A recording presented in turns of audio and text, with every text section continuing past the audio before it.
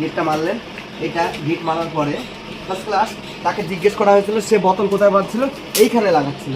হ্যাঁ, এইখানে লাগিয়ে কোনো নক মিলাবে না, নক হচ্ছে মেন এইখানে। চলো পাটা খোলো, লাগাও, সে করো একদম এর পজিশনটা এই গিটের উপরে। চলো সে করো, এবার সে করো, তুমি সে করো, সে করো কমসে কম 2 ঘন্টা, সকালে 2 ঘন্টা, বিকালে 2 ঘন্টা। কিন্তু প্রথমে যারা রান করছে তাদের ক্ষেত্রে বলতে হবে যে তখন খুব যদি টান টান হয় এই পেশিগুলা, তাহলে পরে বোতল খানিকক্ষণ পরে বের করে নিতে হবে, 100% বের করতে হবে, টানার পরে ব্যথা হবে, টানার পরে। ঠিক আছে, এই পজিশন করলে পরে 101% তোমার নক নিয়ে দূর হবে। জাস্ট 15 ডেজ, তোমাদের 15 দিনের মধ্যেই তোমরা এই জিনিসটা অনুভব করতে পারবে। ঠিক আছে, কোনো টান টান লাগবে না, যতই করো আস্তে আস্তে করবা, অল্প অল্প করে টাইম বাড়াবা।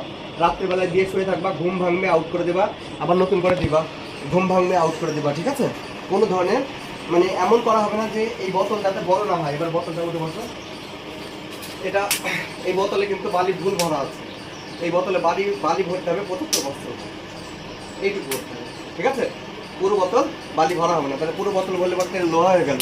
কমসে কম একটুখানি কী হওয়ার দরকার আছে, চ্যাপটা হওয়ার দরকার আছে। ঠিক আছে, জাস্ট এই এক্সারসাইজ করা যদি করা হয় তাহলে পরে নক